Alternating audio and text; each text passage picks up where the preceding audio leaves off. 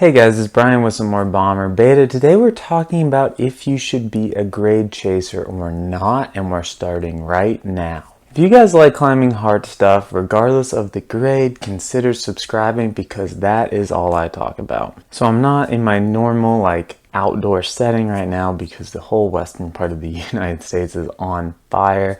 So we've had really bad air quality for about 10 days now. So I am in my brother's house in Washington, and I want to talk to you guys about if you should be a grade chaser. And long story short is yes, I think you should, but there's a few caveats to that I want to explain in detail, so you have to wait until I get to that. But first, a disclaimer, grades are super subjective. There is no real quantifiable way to grade a problem. It's not a scientific process, it's just purely opinions, and there's so many factors that go into what a grade actually is. A lot of times the first ascensionists can make a huge impact on what the grade is because whatever they propose, people are going in presuming that's what the grade would be. A lot of times people can downgrade things to fill their ego or upgrade things to fill their ego. So don't get too caught up in that part of it. The reason why I think you should be a grade chaser and you should try to chase grades is because I think it helps you progress in your climbing, because you're always trying to push and climb a harder thing. The number attached to a climb is only dictating what other people think about the climb. It doesn't actually change the climb at all. Like if I do specifically this climb, no matter what the grade is, I still did that climb. But the grade dictates the difficulty that other people felt about it. So if you're always trying to push your grades and push your limits, you'll actually be constantly trying harder climbs, at least in relative terms to other people. Now, a lot of times, the grades can actually even not have consensus. Where you get the grades from is also really crucial. Now, guidebooks tend to be kind of like the Bible for grades, even though a lot of times they actually don't seem to have consensus on whatever the guidebook author gave a certain climb. I've noticed that Mountain Project is really good for sport climbs, and Boulder's probably graded under V7, but once it gets to boulders that are harder than maybe V8, it really drops off in the user actually generated data, and you'll just see these triple downgrades on climbs that don't make any sense. And then you'll look other places like 8A, Sendage, 27 Crags, and there's a few other ones, and even videos on YouTube and Vimeo that people actually attach the grade to the climb in the descriptions. That always seems to be, at least to me, more realistic. Also, reading the comments on those, I think 8a.new is definitely the best place because it has the most data. Now, if you go on there, I'll leave a link to the in the description to 8a.new. They've redone their website a bit, which has some pluses and minuses, and I'll probably do a review on how to tick things on there.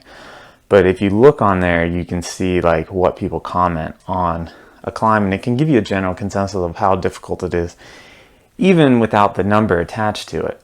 So that's something that you can do to kind of gauge yourself, right? So don't get too caught up in the actual number, but always be pushing yourself to climb something harder, and try to use other people to gauge how hard something's going to be, because that's all we have to gauge something like that. At least to start trying it. Once you're trying it yourself, you should have a better understanding of how hard something actually is. So one of the downsides to grade chasing is we'll often give ourselves kind of a soft send, in a sense, to boost our ego. And I think climbing does have a big egotistical component to it, but that doesn't mean that we cannot grade things, because I think that makes it fun and challenging as well.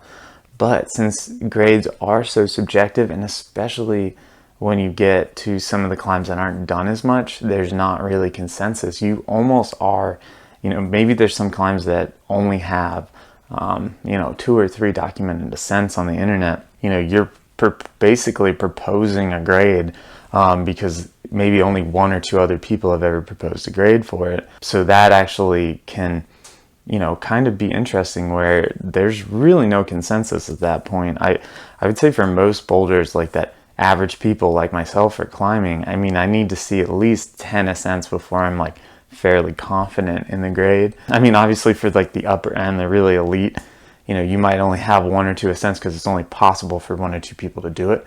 But for most climbs, like that most people watching this video can do, including myself, like it should be reasonable for a large amount of people to be able to do it and end up giving some data and opinions about it. Now, all this being said, I do think that trying to build a pyramid behind your grade chasing is also very important.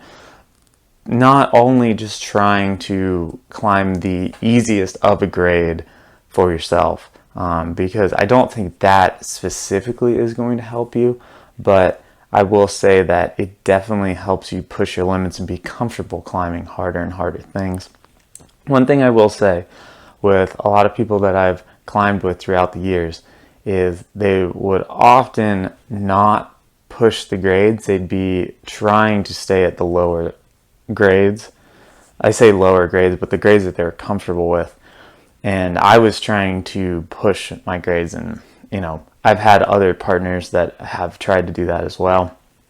And the partners that have tried to push the grades, including myself, have started climbing harder and harder and harder and harder throughout the years. Whereas the people that were timid to actually go beyond that comfort zone never really ended up climbing much harder than they were at that point. So even if you, like send a really, really soft V10 for your first V10, which is probably pretty likely, that just opens the door. And that probably was the hardest thing you've ever climbed. Even if it's maybe a V9, like it still was super hard for you. And then you're going to be able to start trying other really, really hard things. So I'm, again, not saying to make climbing all about the grade. Like, definitely climb things that are fun for you, that are interesting, that have good movement, that all this good stuff. But trying things that are graded hard are a really good way to open yourself up for success in climbing. One last thing is, don't be afraid to try something that's graded a certain grade because you think it is too hard for yourself. There was one guy that commented on a video that I made a month back or so, and he had never climbed, he had climbed multiple V7s, but he had never tried a V8. I think it was on the font scale, so it was like 7A plus, and he had never tried a 7B or something like that. But anyways, he commented on my video the day I put it out and said, yeah, I've never actually tried one that was harder than this. Came back 24 hours later, said I sent my first V8 after 3 hours on it, and I'd never tried one before. And he had just totally crushed it in one session. So, not getting in the way of yourself and being comfortable chasing those grades and being just okay with agreeing with other people about the grade, it actually would be fine. Like, a lot of people are afraid that if they do something that's too hard for them, then they won't think that it's actually that hard because they did it themselves. And I agree with that to some degree, especially if you're like double grade jumping or something like that, like, or just doing something like really out of your typical climbing. But like, if it's a single grade up from what you've done and you've done a couple of the grade below that, and you do that climb, like, you don't have to downgrade it just because you did it. Like, if everybody else says that it's hard, it probably was hard, and you've progressed in your climbing, and congratulate yourself, like, you did well.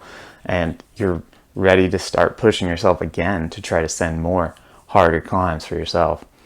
So I hope you guys enjoyed this. Again, like, don't let the ego get in the way too much of having fun, but also push yourself, because that is one of the funnest parts of climbing, at least for me and other people that like to climb hard, which is most people that watch my channel. So yeah, I hope you guys enjoyed this. Go ahead and join my Discord server. It's totally free, and it's just a little chat thing. You can download it for your phone or get it on your PC. You guys can talk about this stuff in my thing. There's about 50 people that are fairly active. So yeah, If you guys, if that's something that you guys are interested in, go ahead and check out that link in the description below. Hope you guys enjoyed this. Give me a like, and I will catch you in the next one.